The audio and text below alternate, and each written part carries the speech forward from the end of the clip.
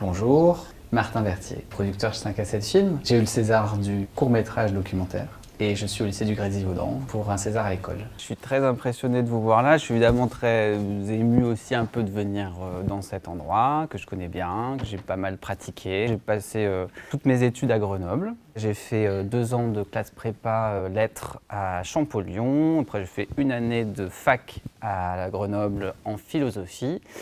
Et ensuite, j'ai fait 2 ans à Sciences Po dans un master qui m'a permis de faire un stage. Et là, je suis allé en production.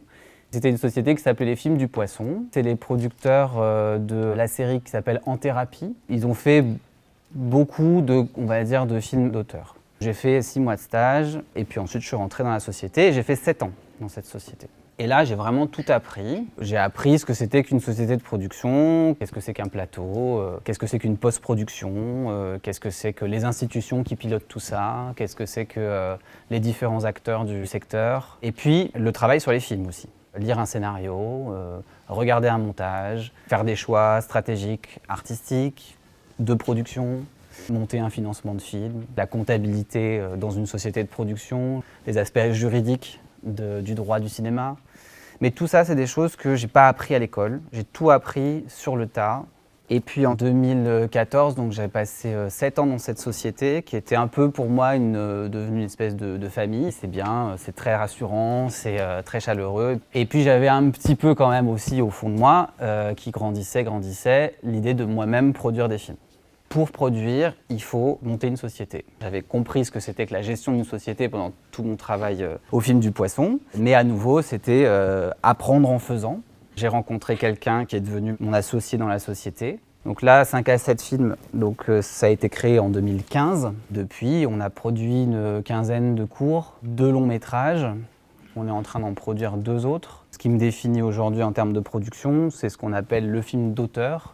C'est-à-dire un film où la production est dans l'accompagnement de l'auteur et de son geste et de son désir et d'essayer de faire en sorte que ça puisse advenir. Voilà, donc ça c'est mon quotidien, maintenant c'est ça. Et puis comme c'est pas assez de travail, je suis ce qu'on appelle directeur de production. C'est la personne que le producteur sollicite à partir du moment où on a un financement de film. La production m'engage en me donnant 2 éléments, un scénario d'un côté et une somme d'argent. Et en gros, l'idée c'est à partir de ça, j'élabore un budget, on discute de l'équilibre que ça représente, des choix qui sont faits. Après, je mets en œuvre, c'est-à-dire que je recrute une équipe pour faire le film, on choisit des corps, etc. Et je suis généralement tout le tournage, voire la post-production ensuite. Voilà. Aujourd'hui, c'est ça ma vie. Donc je gère 2 sociétés, je produis 1, 2, 3 films par an et je fais 1 ou 2 directions de production par an. Si un jour tu fais face à l'échec, ce que on ne souhaite pas du tout, mais une bouée de secours, du coup, pas du tout. En fait, j'ai un peu réglé cette question en séparant 2 choses, c'est-à-dire la vie des sociétés d'une part et ma vie à moi. Moi, ma vie à moi, je suis intermittent du spectacle. Je travaille tout à fait suffisamment pour être intermittent, 507 heures minimum par an. Directeur de production, ça c'est ce qui vraiment me confère le statut d'intermittent du spectacle. On a un chômage qui est garanti sur 1 an. Du coup, je travaille à l'année sur mes productions. Et puis de temps en temps, j'arrive un peu à m'en extraire, autant que faire se peut. Et je prends des contrats qui me permettent de renouveler mon intermittence d'une part et de me financer ma vie. Parce que mon travail de producteur est essentiellement bénévole. Disons que c'est un choix un peu par défaut, c'est-à-dire que j'ai pas les finances pour le faire. C'est mon hobby, mais je ne peux le faire que parce que je travaille entre guillemets à côté. Bon, les échecs, on en vit au quotidien. Mon travail à moi, c'est on va dire de chercher du financement notamment. Voilà, il y a des fois où on a des réponses positives, mais il y a beaucoup de fois aussi où on prend des réponses négatives. Pour moi, quand tu parles d'échecs, je dirais que dans un mois, j'ai 2 réponses négatives, 2 réponses positives. Donc à chaque fois que c'est négatif, c'est dur.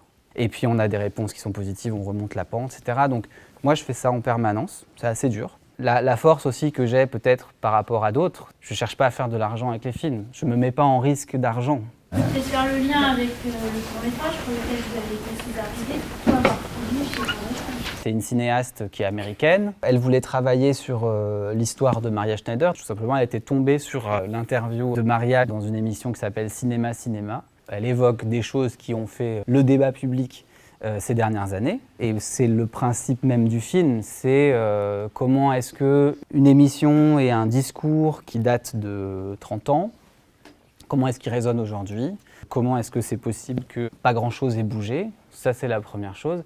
Et la deuxième chose, c'est le geste d'Elisabeth là-dedans pour faire en sorte que ce que pointe Maria en 1983 vient résonner avec d'autres formes de discrimination, ce à quoi le film ouvre. Il y a 3 actrices différentes qui interprètent Maria Schneider et on a remarqué que la première, elle a une manière de jouer qui est beaucoup plus torturée que les deux d'après sont un peu énervées. Le film, il se construit, on va dire, par gradation, où une interprétation chasse l'autre ou vient se mettre en surimpression sur l'autre. Manal, c'était extrêmement mimétique. Aïssa, elle apportait quelque chose lié à sa couleur de peau, et bien évidemment en tant que femme.